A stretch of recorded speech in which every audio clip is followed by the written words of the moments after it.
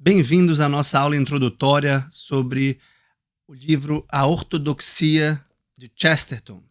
Nesta aula eu quero apresentar o autor e a obra para que nós possamos lê-la juntos na nossa sessão deste primeiro mês do Clube de Leitura 2023. É uma alegria recebê-los aqui, bem-vindos. Espero que estejam muito bem, com paz, alegria, saúde, disposição e entusiasmo. Chesterton é um autor muito entusiasmado. Podemos começar com esta nota distintiva da sua personalidade. Alguém que sentia Deus dentro do seu coração, da sua inteligência, e isso lhe dava uma grande motivação, uma grande admiração pelo mundo, um grande desejo de conhecer e deslumbrar-se com a maravilha do mundo.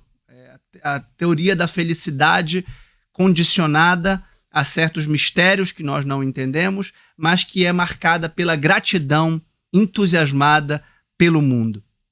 Todos esses autores que nós vamos estudar são muito complexos, muito ricos, escreveram muito. Então eu sempre preparei um plano de aula para que nós acompanhemos passo a passo e que vocês nunca se percam na exposição. Esta aula é importante para termos uma ideia da magnitude do autor. Quem é esse grande autor, quem é esse grande escritor e principalmente a importância desta obra para que nós possamos começar a lê-la com propriedade, e é como se fosse um prefácio à obra, né? Destacando quem é o autor e qual é a importância dessa obra. Então vamos lá, vocês podem me acompanhar pelo plano de aula que está exposto aqui na tela e que vocês têm aí tanto em PDF quanto em Word, para que vocês possam, caso queiram também, no arquivo Word, digitar, escrever e anotar já no computador de vocês.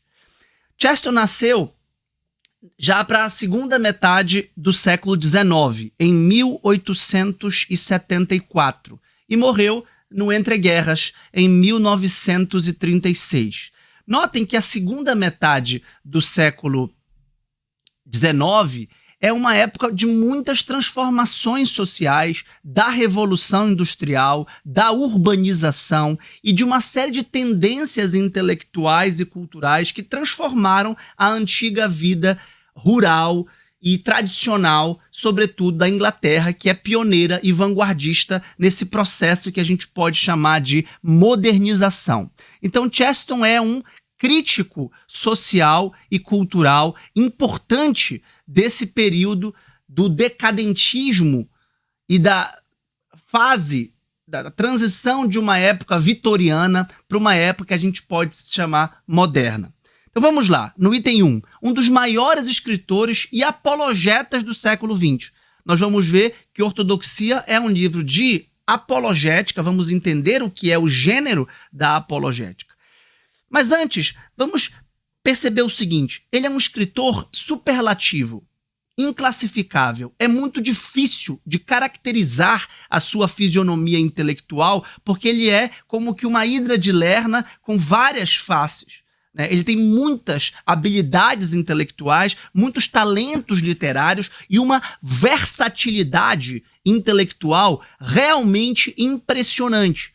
Ele é um crítico social e cultural, debateu com os principais intelectuais e acadêmicos do seu tempo, e isso lhe deu a dimensão polêmica na sua obra. Isso quer dizer que ele era um polemista, mas não no sentido pejorativo da vaidade, da inveja, de querer diminuir, detratar, difamar ou se sobrepor aos seus contemporâneos e interlocutores, mas a buscar a verdade, identificando os erros que a escurecem, que a obscurecem. Ele também foi um crítico literário, com destaque aqui a uma obra sobre o grande escritor do seu tempo, que ele considerava o maior, junto com Shakespeare, da tradição britânica, que é o Dickens, que é um pouco mais novo do que ele e que estava escrevendo nessa época e que estava produzindo nessa época. Então, quando o Chesterton nasce, o Dickens está em super projeção, não só na Inglaterra, mas também no mundo, já que a Inglaterra é o império universal. Então, há sempre essa questão universal da Inglaterra nessa época. Ele também é um jornalista político. O Chesterton tem a fortuna digamos, de poder viver do seu métier artístico e intelectual, que é a escrita de ensaios no jornal. Ele escrevia praticamente todos os dias e era remunerado para isso e não precisava de outra ocupação. Isso, por exemplo, é um sonho de consumo no mercado de trabalho para o intelectual que pode viver da escrita. E, de algum modo, ele tinha liberdade para escrever sobre o que ele quisesse. Então ele poderia escrever sobre fatos políticos, mas também sobre fatos culturais, mas também sobre ideologias, sobre religião, sobre economia. Ele poderia ensaiar o pensamento. O Chesterton era um ensaísta. E eu destaquei aqui no item 1.1.3 o fato dele ser um jornalista político também, que falou sobre a Guerra dos Boers e também sobre a Primeira Guerra Mundial, sempre criticando as ideologias que geravam crises como a da guerra. Ele também foi um romancista e um novelista, criando um grande personagem, um personagem muito famoso, que é o Padre Brown, que é o personagem que é o seu alter ego, né? Um detetive que conhecia profundamente a natureza humana, porque se via como pecador, porque se via como capaz de cometer todos os crimes. E o Chesterton dizia, enquanto os grandes detetives, ele está nessa tradição do Sherlock Holmes, do Hercule Poirot, né, do Conan Doyle, da Agatha Christie. Aliás, o Chesterton criou um detetive tão famoso quanto estes. Talvez o Sherlock Holmes, do Conan Doyle, seja a personagem literária mais famosa do romance policial. Né? Assim como eu li muito da minha... Aliás, eu devo muito a Agatha Christie, ao Hercule Poirot, a Miss Maple, ali no começo da minha carreira literária, na minha carreira de leitor, no meu ímpeto de leitor, essas obras de romance policial, porque são romances que prendem. Né? Então, quem matou, quem é o assassino, quem foi que fez e qual é a motivação. E o Chesterton dizia que os criminalistas, os policiais, os detetives em geral, tinham uma visão muito extrínseca e muito marcada pela alteridade, ao passo que o Padre Brown se via como pecador e se via como capaz de cometer esses crimes e pensava o que ele teria feito. E quais são as motivações que ele teria levado e, por isso, desenvolveu um personagem extraordinário que merece ser lido. O Chesterton também foi um biógrafo. Depois da sua conversão, ele escreveu logo a biografia de São Francisco de Assis, porque ele tinha grande admiração e que reconheceu o papel real da natureza, criada por Deus como irmã, e não como Deus a ser adorada, e tampouco como mãe ou como madrasta, nas ideologias ecologistas e proto-ecologistas e também evolucionistas do seu tempo, como nós vamos ver, inclusive, aqui. Também Santo Tomás de Aquino. Chesterton escreveu a melhor biografia intelectual de Santo Tomás de Aquino. É muito impressionante que um autor como Etienne Gilson, um dos mais importantes estudiosos da filosofia medieval e do tomismo no século XX, tenha considerado a sua biografia como a melhor jamais escrita, uma biografia não acadêmica, não recheada de citações eruditas ou da própria obra de Santo Tomás de Aquino em latim. Então isso é importante. O Chesterton não é um filósofo acadêmico, técnico, teórico, não é um teólogo. Esse livro chamado Ortodoxia leva a crer que ele escreveu uma introdução à doutrina da fé. Não é isso. Ele não é um exegeta.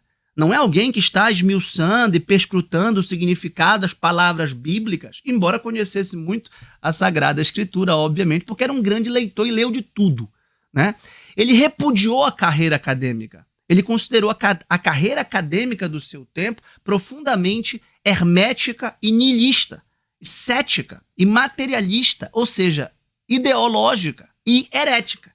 Então ele se voltou contra os ideólogos do seu tempo, que ele vai chamar de hereges, como nós vamos já ver, e seguiu uma carreira de ensaísta e de intelectual público que publicou, sobretudo, nos jornais. Depois, é curioso que ele foi convidado para ser reitor da Universidade de Edimburgo e aceitou e perdeu a eleição para ninguém mais, ninguém menos que Winston Churchill, que é uma das figuras do seu tempo, contemporânea de Chesterton, né? De quem Chesterton eventualmente falou e que tinha os talentos literários. Churchill também tinha os talentos literários de Chesterton, também escreveu muito no jornal, também foi um intelectual com incursões na história e na política, sobretudo.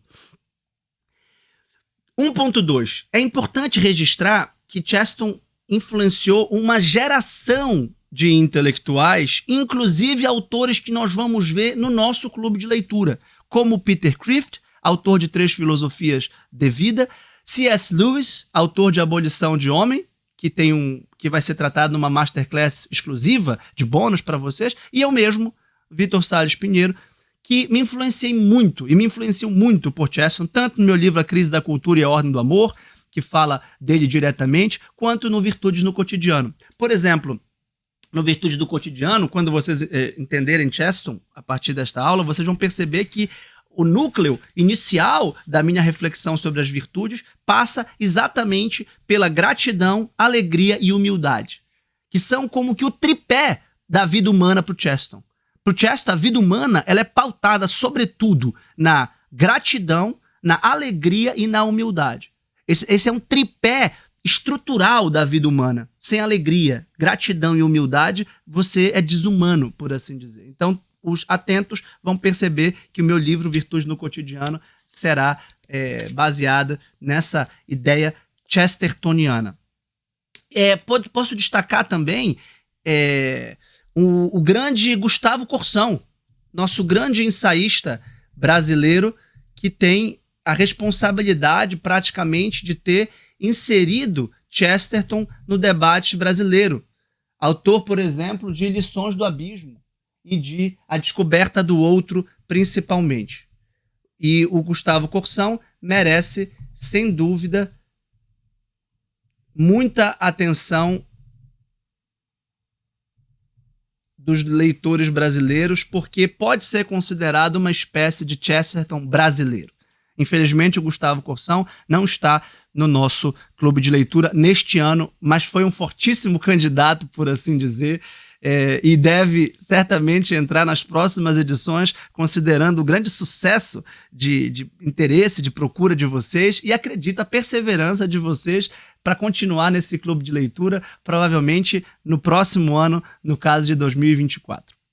Então, para vocês terem uma ideia da quantidade e da versatilidade da obra deste autor, ele escreveu cerca de 80 livros, aproximadamente 4.000 ensaios, 200 novelas, com destaque a série do Padre Brown, A Inocência do Padre Brown, A Sabedoria do Padre Brown. São 5 livros de contos de detetive metafísico, aquele que buscava a natureza humana na sua investigação, diversas peças teatrais e poemas também.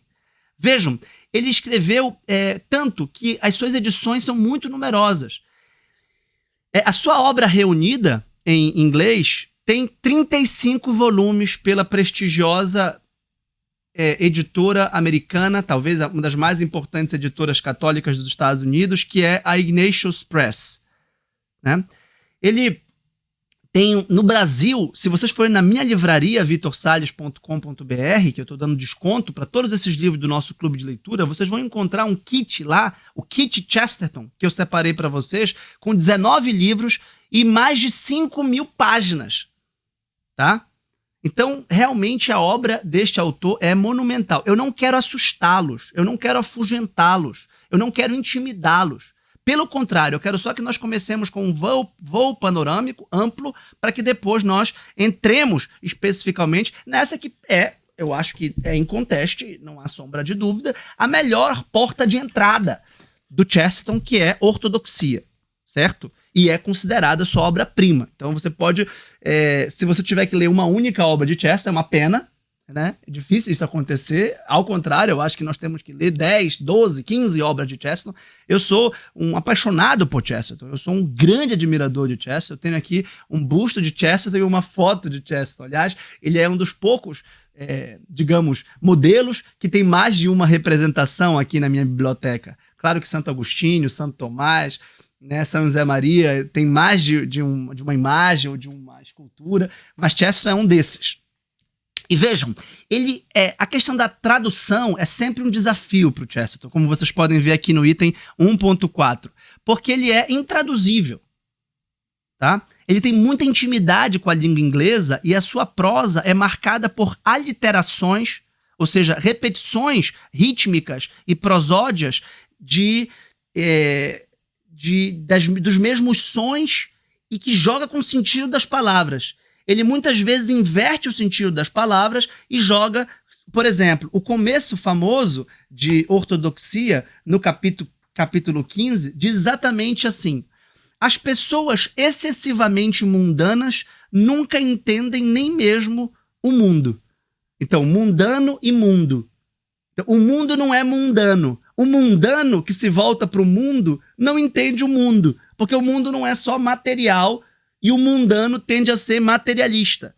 Então, esse tipo de jogo, ele sempre inverte e troca o sentido das palavras com um substantivo, com um adjetivo, com um advérbio, com uma rima, né? Então ele tem sempre esse jogo de palavras. Aliás, eu considero muito presente na obra de Chesterton uma ironia de tipo socrática.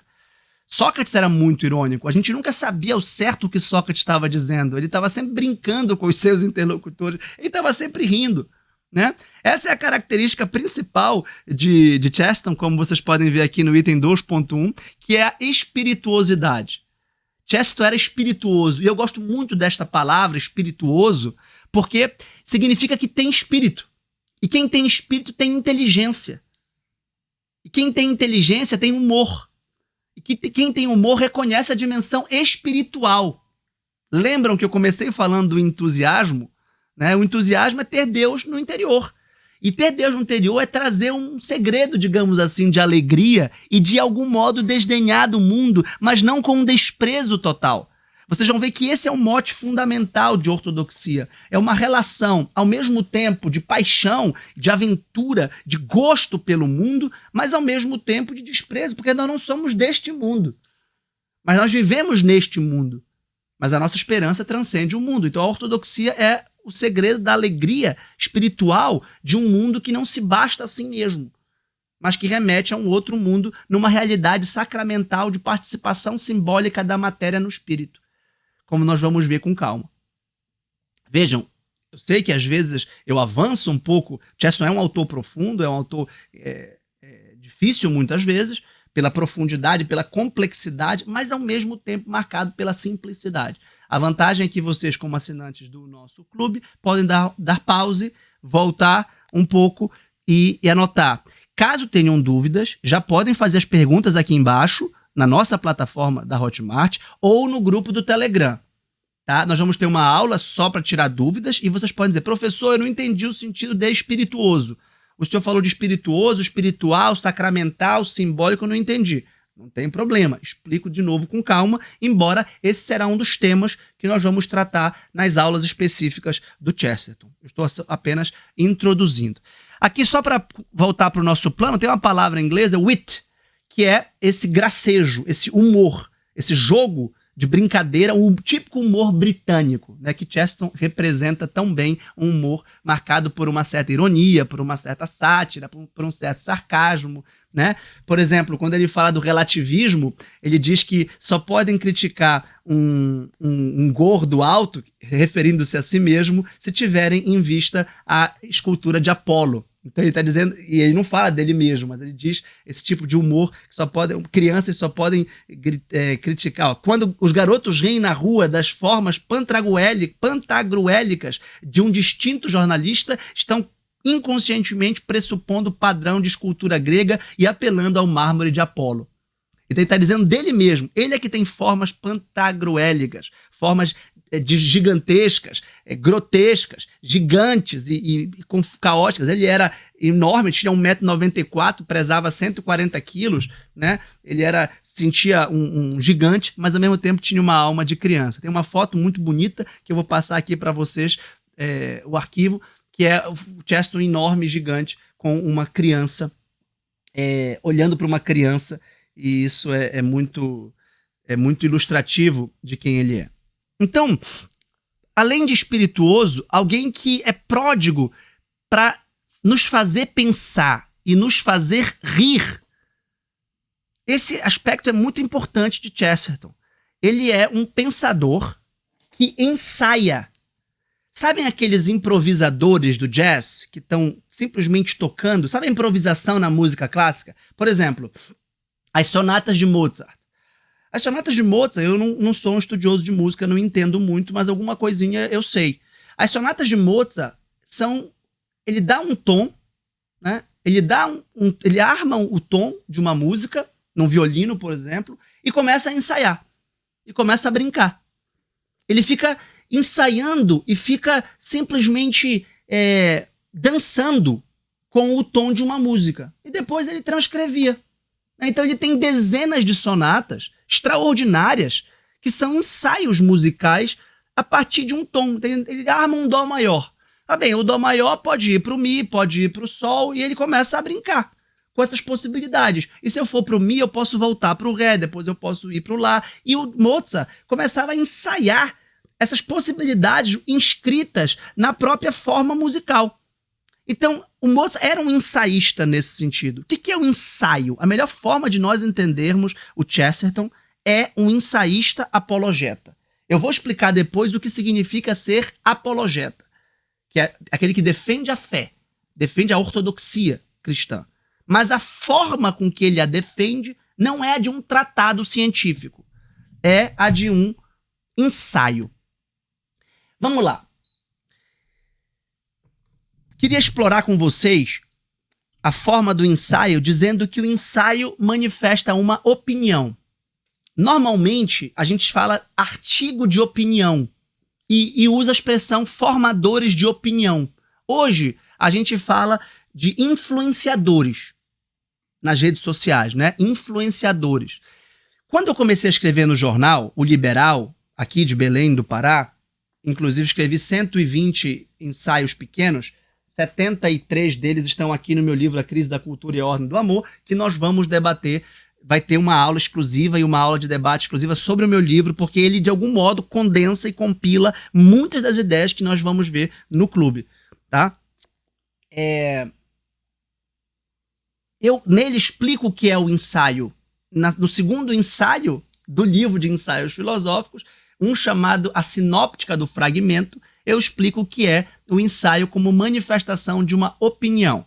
Só um detalhe, os livros mais importantes desta aula e deste módulo de Chesterton estão consignados aqui na bibliografia no final deste plano, tá? Eu não vou ficar citando e eu não quero também que vocês se percam, mas aqui vocês podem ver a lista das referências que nós estamos usando caso queiram aprofundar algum tema. Eu só não quero que vocês se prendam e se percam no labirinto de Chesterton e dos seus comentadores antes de seguir para as próximas obras. Depois a gente vai para as Confissões de Santo Agostinho e lá nós também teremos um mundo. Mas olha, aqui no item 14 vocês podem ver A Crise da Cultura e a Ordem do Amor, tá? Que é a sinóptica do fragmento, o ensaio meu que trata sobre a natureza do ensaio. Então vamos lá. O que é um ensaio? O ensaio manifesta uma opinião. O que é uma opinião? Uma opinião é uma impressão sobre o mundo. É como se o mundo me imprimisse, é como se o mundo fixasse uma imagem do mundo, uma verdade do mundo se fixasse em mim e eu tentasse manifestá-la. É uma impressão. Quando eu falo, eu estou com a impressão de que tal pessoa vai aprofundar na vida espiritual. É uma opinião minha opinião. Na minha opinião, ela tem vocação para ir a águas mais profundas na vida espiritual. A minha esposa pode não compartilhar dessa opinião. Então, a opinião, ela tem uma dimensão subjetiva. Por isso, Platão, na República, por exemplo, achava que a ciência, que ele chamava de episteme, deveria ir para além das opiniões.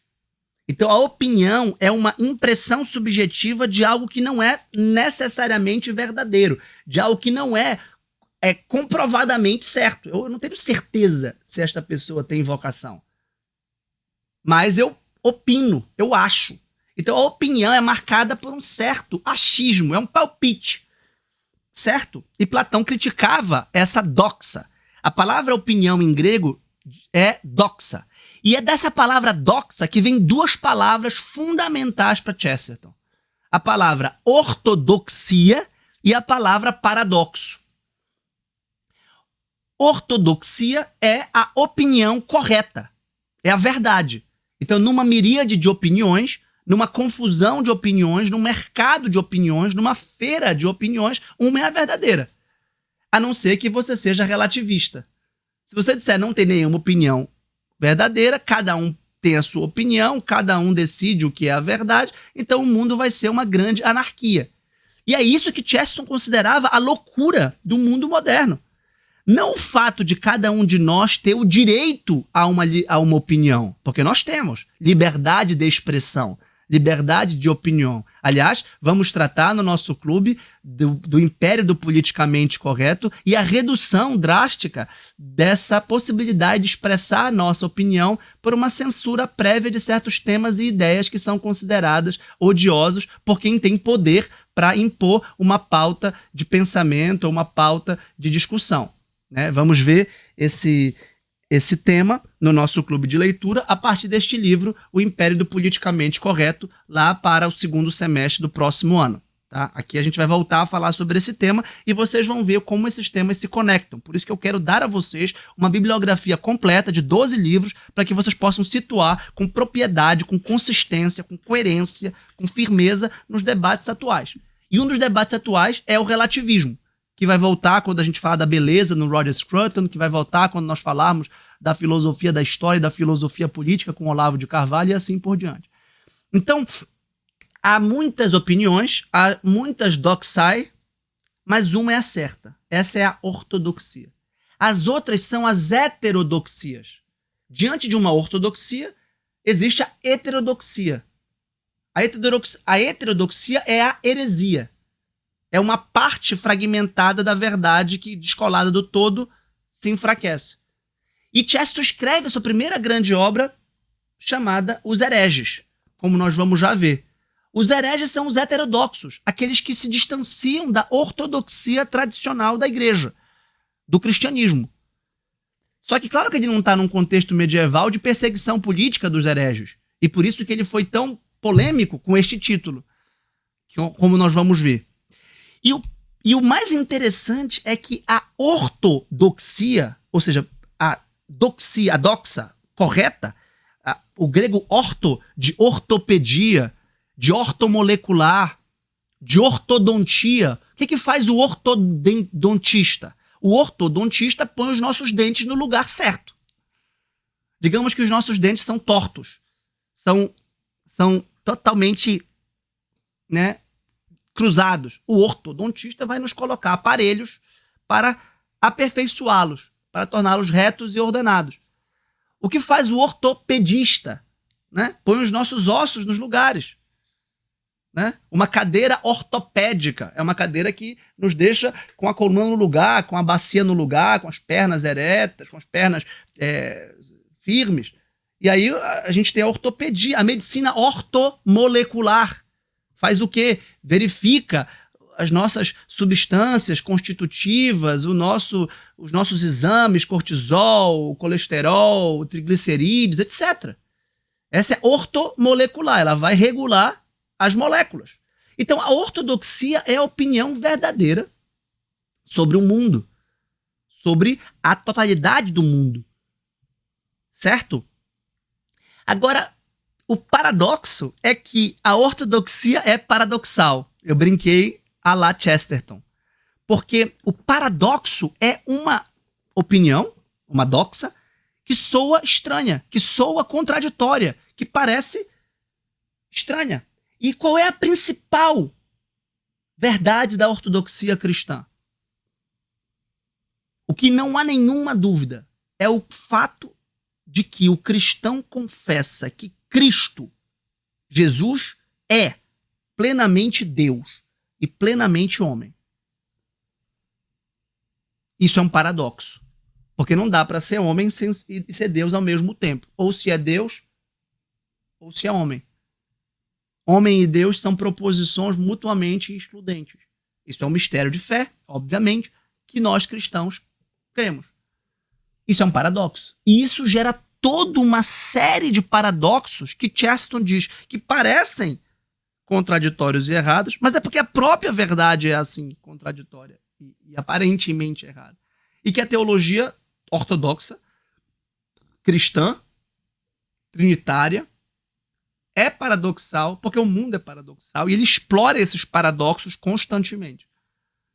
Por exemplo, os últimos serão os primeiros, os humilhados serão exaltados.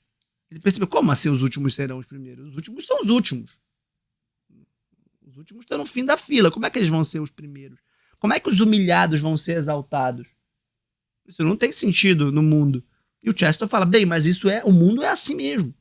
E ele explora esses paradoxos, como nós vamos ver. Então, Ortodoxia, esse livro que nós vamos ler, é uma grande exploração dos paradoxos do cristianismo e do mundo. Inclusive, um dos seus principais capítulos, o meu preferido, o capítulo 5º, chama exatamente os paradoxos do cristianismo. Então veja a palavra ortodoxia no título do livro e a palavra paradoxo no capítulo 5º, caracterizando o traço distintivo do cristianismo, que é essa realidade paradoxal de um Deus que é homem e de um homem que é Deus. Não um homem divino, nem um Deus humano, ou um semideus, ou um centauro. O Chesterton sempre diz isso. Cristo não é um centauro. O centauro não é cavalo.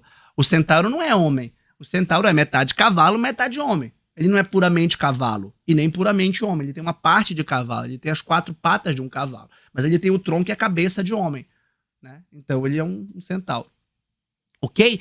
E qual vai ser a forma literária apta a exprimir ou a expressar esta opinião paradoxal, que é a dele? Ele usa a primeira pessoa, porque o ensaio usa a primeira pessoa, como eu estou constantemente usando a primeira pessoa, porque esta aula aqui é um ensaio. É o que eu acho de Chesterton. Espero que esteja correta, que seja uma posição ortodoxa em relação a Chesterton. Se você pegar um grande estudioso de Chesterton, como Joseph Peirce, que é um estudioso de ponta, cuja biografia do Chesterton é praticamente incomparável, grande, de 500 páginas, está na bibliografia aqui de vocês e está lá na minha livraria, ele pode dizer que a minha opinião está errada, que a minha opinião é heterodoxa, que a minha opinião não se sustenta. Ótimo, ele vai ser polêmico, ele vai me refutar, ele vai mostrar por que eu estou errado. Se eu escrevi 5 ou 6 ensaios sobre o Chesterton, no meu livro A Crise da Cultura e a Ordem do Amor, o Peirce, que conhece o Chesterton 1000 vezes mais do que eu, pode me refutar, pode dizer, olha, está errado. Está errada essa posição. O fato é que eu estou tentando. Não é má fé da minha parte. Se eu tiver errado, me mostre. Eu lhe agradeço se você me corrigir. Eu estou ensaiando. Então, Chesterton era um ensaísta. O que é o ensaio?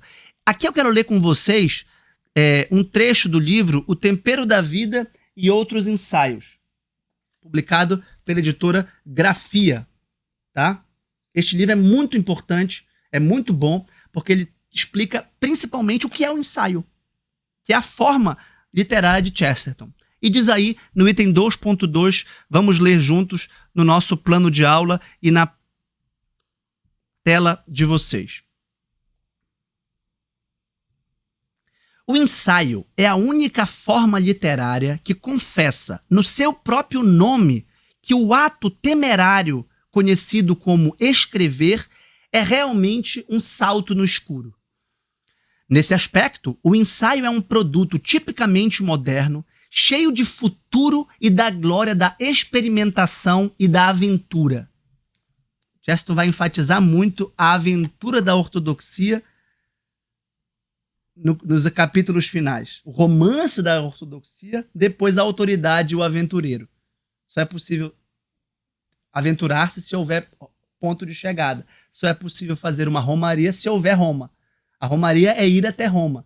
E ir até Roma é um romance. Olha Roma, romaria e romance. E o romance é uma paixão. Eu estou apaixonado pela minha esposa. Estou vivendo um romance com a minha esposa. Estou vivendo um romance com um clube de leitura. Então eu vejo um objetivo, eu vejo um mapa e eu quero chegar lá e eu me envolvo afetivamente com estes projetos, com o meu casamento, com o qual eu estou sempre profundamente envolvido. E conscientemente, com um ato de vontade, quero me envolver sempre com a minha esposa. Ontem jantamos juntos, anteontem também, trocamos ideias, namoramos. Isso é fundamental para que eu esteja afetivamente envolvido, porque há um ponto de chegada, a Roma. E por isso há uma romaria, há uma peregrinação. O casamento é uma peregrinação. A gente vai explorar muito o tema do casamento quando formos ler juntos a bela obra do Manzoni chamada Os Noivos, né? De um casamento que não se realiza, que espera o momento para se realizar e todos os infortúnios que eles passam para chegar lá. Continuando a citação. Santo Tomás de Aquino, com o seu bom senso costumeiro, disse que nem a vida ativa, nem a vida contemplativa poderiam ser vividas sem o divertimento, na forma de brincadeiras e jogos. O drama ou a epopeia podem ser considerados a vida ativa da literatura. O soneto ou a ode, a vida contemplativa. O ensaio é a brincadeira. O ensaio é a brincadeira.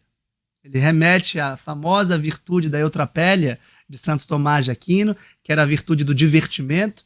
Santo Tomás dizia que nós precisamos nos divertir, brincar, nos alegrar, rir, né? Cantar, dançar, isso é fundamental para a vida humana. E o Chesterton diz que na literatura o ensaio é essa brincadeira.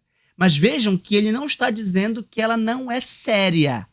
É uma brincadeira séria, tá? Não dá para dizer que ele brincou no sentido de não falar coisas importantes. Pelo contrário, ele falou das coisas mais importantes, inclusive da ortodoxia. Então, como vocês podem ler aqui no item 2.2.3, ele quer compartilhar suas incursões e experimentos intelectuais numa conversa, ao mesmo tempo leve e grave, despretensiosa e decisiva. Vejam o paradoxo aqui. Sabe quando você fala assim, vamos bater um papo, vamos tomar um café, mas aí surge no café o tema do casamento, o tema da religião, o tema da política. Você não pode dizer que religião, política e casamento sejam coisas desimportantes. Só que você pode tratá-las de forma leve, tomando um cafezinho, tomando uma cerveja, tomando um vinho, ao invés de fazer uma reunião altissonante, formal, pomposa, cheia de circunstância, engravatada e cheia de protocolo. Não, vamos conversar, vamos bater um papo e a gente pode falar de coisas sérias e graves e pode marcar a nossa vida, pois é isso que o ensaio faz. Lembrando que esses ensaios, pessoal, estavam no jornal, estavam na mão do cotidiano, nos ônibus, nos trens, nas praças, né? Não tinha rede social, era o que as pessoas estavam lendo no dia a dia. Estavam ali flanando nos stories, flanando no feed, com um dedo coçando para passar. De repente vinha uma live como essa que pode marcar a vida de alguém. Né? Uma aula como essa que pode chamar a atenção e esse livro pode mudar a sua vida, como mudou a minha. Certo? Chesterton foi chamado de príncipe do paradoxo. Como eu já mencionei, sempre brincando com as palavras, e eu já citei esse começo do livro Ortodoxia, de que as pessoas excessivamente mundanas nunca entendem nem mesmo o mundo. Dependem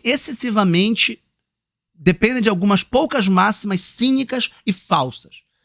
Então ele começa denunciando o cinismo e a falsidade de certas proposições do mundo moderno. E com isso ele desenvolve uma verdadeira forma aforismática. Ele cria provérbios. Você pode citar isso aqui como um provérbio, como uma frase solta. Mesmo que esteja dentro de uma sequência de argumentos e de parágrafos, você pode citar de forma direta e como se fosse um provérbio. Outra forma, eu disse que eu ia falar disso, é que Chesterton peregrinou. Já falei da romaria, dessa busca por Roma, dessa busca pela verdade, e Chesterton pode ser considerado um peregrino. Em que sentido Chesterton é um peregrino? Porque ele buscou a verdade. Ele buscou a verdade onde ela pudesse aparecer, inclusive na religião. E aí descobriu que a verdade estava na religião. Numa época em que a grande maioria dos intelectuais, dos acadêmicos, dos escritores, voltava as costas à religião e à tradição e olhava para o futuro. E o Chesterton diz que não tem nenhum sentido olhar para o futuro esquecendo o passado. Porque se você não sabe de onde você vem, você não sabe para onde você vai. Se eu estou no meio de uma estrada e alguém pergunta de onde você está vindo, eu falo, não sei. Só quero saber para onde eu vou. Bem, mas para onde você vai depende de onde você vem. Porque de algum modo você tem que voltar depois também, né? Não que seja um círculo, mas você tem que saber qual é a sua tradição, qual é a sua geração, para saber qual é o futuro. A gente vai ver muito esse tema do progresso, da evolução, que é típico da modernidade, que caracteriza a modernidade, e o quanto Chesterton vai denunciá-la no sentido ideológico e herético do termo. Então, ele se torna um peregrino buscando a verdade e encontra a verdade católica tradicional. Lembrando que esse livro, Ortodoxia, foi escrito em 1908, 14 anos antes da sua conversão formal à Igreja Católica, né, que vai se dar em 1922. O Joseph Pearce, nesse livro Sabedoria e Inocência, que eu vou sublinhar aqui para vocês, explica muito bem a vida de Chesterton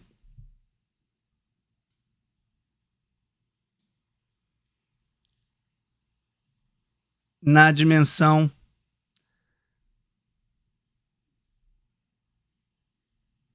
biográfica também. Este livro merece ser lido, é um livro realmente maravilhoso. Sabedoria e Inocência, a vida de J.K. Chesterton.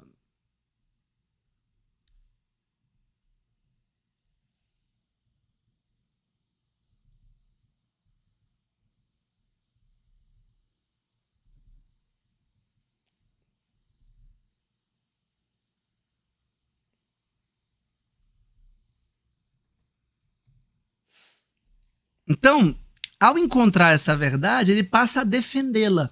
O apologeta é um defensor da fé. A palavra grega apologia significa defesa. Por exemplo, a apologia de Sócrates, um famoso texto de Platão, foi a defesa jurídica que Sócrates proferiu no tribunal ateniense. A apologia se torna um gênero do cristianismo primitivo de defesa da fé cristã contra as calúnias que o difamavam. Então, dizer que o cristianismo era canibal, que comia homem, que o cristianismo era incestuoso, porque se chamavam de irmãos e se beijavam. De fato, havia o ósculo da paz, né? O beijo da paz. Até hoje a gente se cumprimenta, se abraça na igreja, dando a paz de Cristo. Naturalmente que se nós nos dermos um beijo, dizer você é meu irmão e eu lhe der um abraço e um beijo, é claro que isso não é incesto, é claro que nós não estamos tendo relações sexuais. Quando a gente fala que a gente come o corpo de Cristo, é claro que a gente não é canibal, é claro que não é o corpo de Cristo vivo, é claro que a gente não está colocando Cristo no caldeirão. E assim por diante, essas difamações, umas bobas, outras mais graves, passaram a ser moeda corrente na antiguidade e alguns intelectuais passaram a apresentar a verdade da fé de forma apologética, não só defensiva, mas contraofensiva, para dizer que não só ela não é aquilo que dizem que ela é, mas que ela é muito maior e que ela faz sentido. Então, a apologética, também chamada de teologia fundamental, está na fronteira entre a filosofia e a teologia, buscando explicar a fé. A editora Quadrante, nós temos um livro da editora Quadrante, do Peter Kreeft, no nosso clube de leitura, que é esse 3 Filosofias de Vida. E o Peter Kreeft é um apologeta, é um defensor da fé. Ele mostra que nesses livros bíblicos do Eclesiastes, do Jó e do Cântico dos Cânticos, há uma verdade que pode ser sustentada também racionalmente, e não só religiosamente, não só pela fé. Então, a apologética é a doutrina da fé explicada de modo racional para ser convencida. Na editora Quadrante você vai ter as razões da fé, você vai ter como a Igreja Católica construiu a civilização ocidental, você vai ter fé explicada, você vai ter dezenas de livros do catálogo explicando de forma apologética a fé. E o núcleo da sua apologética é a exploração do paradoxo. Tá?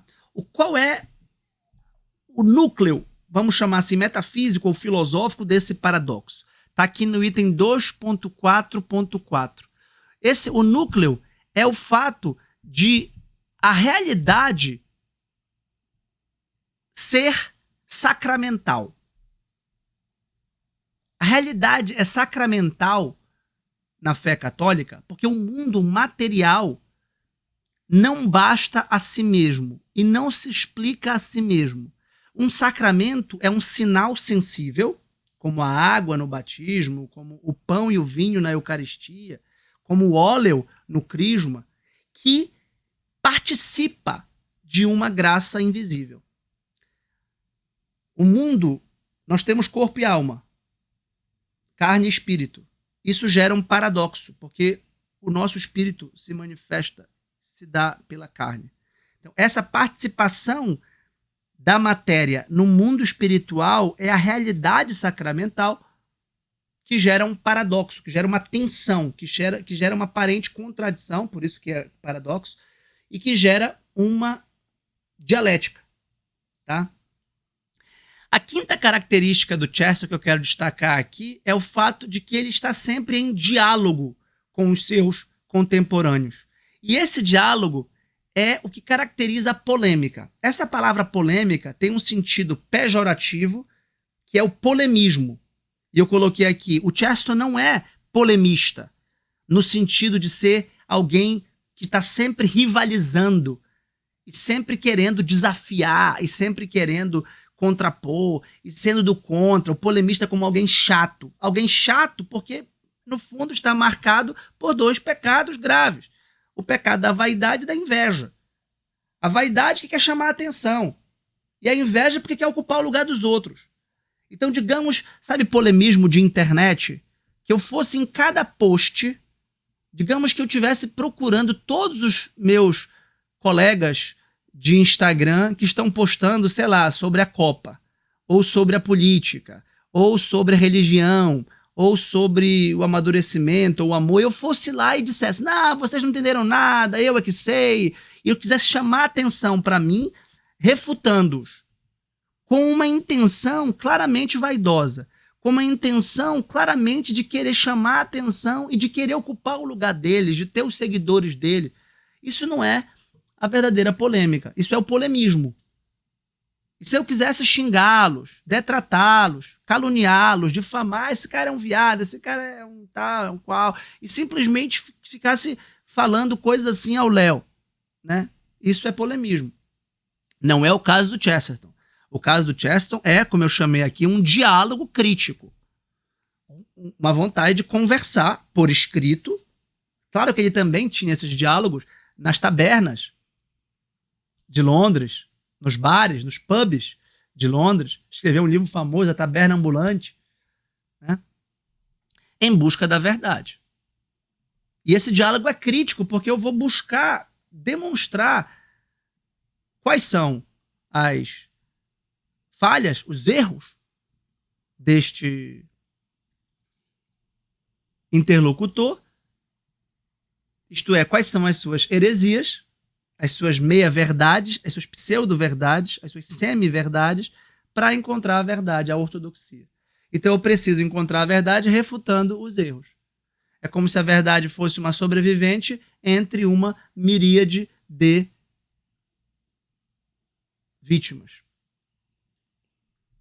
E, por fim, eu quero destacar, no item 6, uma outra denominação que deram a Chesterton, que é o apóstolo do senso comum. Apóstolo como alguém enviado, um apologeta, um discípulo missionário que leva a verdade de Cristo, que leva a fé, mas com base não em argumentos acadêmicos, filosóficos, complexos, não de uma forma abstrata e obtrusa, e extremamente cerebral, assim, escolástica, no pior sentido, que não é um verdadeiro sentido de escolástica, até porque ele se baseou em Santo Tomás, até porque foi um grande estudioso de Santo Tomás e um biógrafo de Santo Tomás, como eu já disse, porque ele achava exatamente que Santo Tomás era um filósofo do senso comum, como Aristóteles. Então ele diz que o senso comum sadio, esse aberto ao mistério, que reconhece o mistério, que tem abertura ao transcendente, é o que nós devemos recuperar numa era tipicamente ideológica. Uma era utópica, evasiva, né? Uma época idealista, que buscava explicações completamente especulativas e completamente utópicas, e um mundo real, né? A família, o amor, a amizade, a boa cerveja, o bom vinho, as coisas básicas da vida, as tremendas trivialidades, como ele dizia, se perderam por completo, né? E isso, obviamente, é um absurdo a ser denunciado e criticado. E ele dizia que há uma irmandade, aqui no item 2.6.2, entre o filósofo clássico, não o moderno, claro, e o santo. Porque ambos estão encantados com o mistério do mundo e procuram viver a verdade deste mistério nas suas próprias vidas. E diz que os contos de fadas, Aqui a gente vai ter um capítulo famoso, o capítulo 3, que é a ética dos contos de fada, a ética do país de fadas, ou da Elfolândia, da terra dos elfos, né? Demonstram esse senso comum aberto ao mistério de um homem são no mundo louco. Ao passo que os romances modernos, ele diz que é um mundo de homens loucos e mundos normais. E por isso que são romances tediosos. No fundo, eu tenho que acabar com a loucura na minha alma, eu tenho que expurgar os demônios da minha alma e buscar a sanidade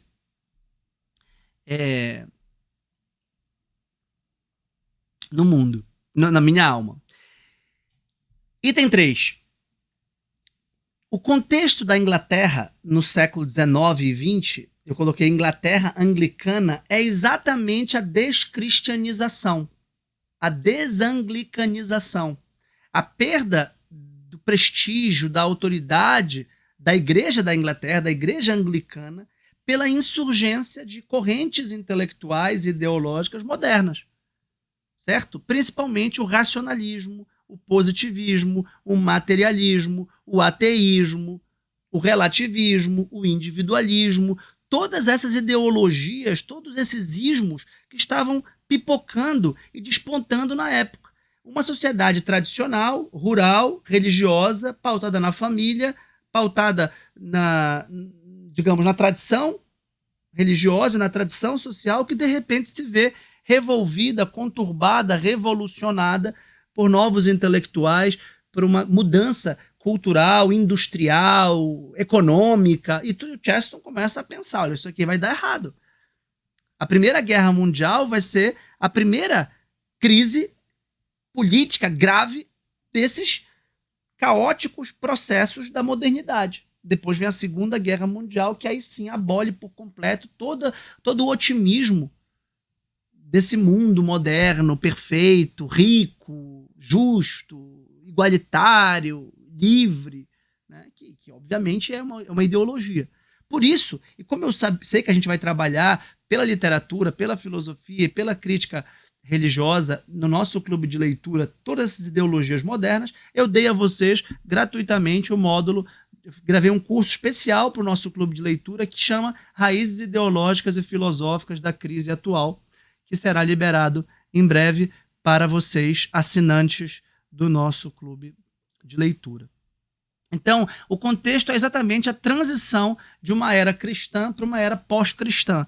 E a pergunta do Chesterton é: como redescobrir a fé cristã num mundo que a abandonou? Essa é a pergunta de Chesterton. E ele vai dizer, pelo ensaio apologético que defende o senso comum, a simplicidade, a humildade, a alegria, a modéstia, a sabedoria cristã tradicional, a gente consegue reconverter essa tradição. E a questão é que Chesterton foi muito bem sucedido. Ele consegue converter muita gente, como C.S. Lewis, uma grande figura também, que está no nosso clube de leitura como bônus, com o livro A Abolição do Homem, um convertido apologeta extremamente interessante e inteligente.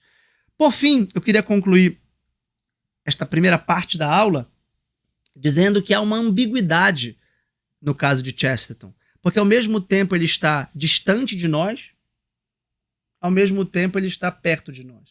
Ele está distante de nós porque o seu contexto intelectual é diferente.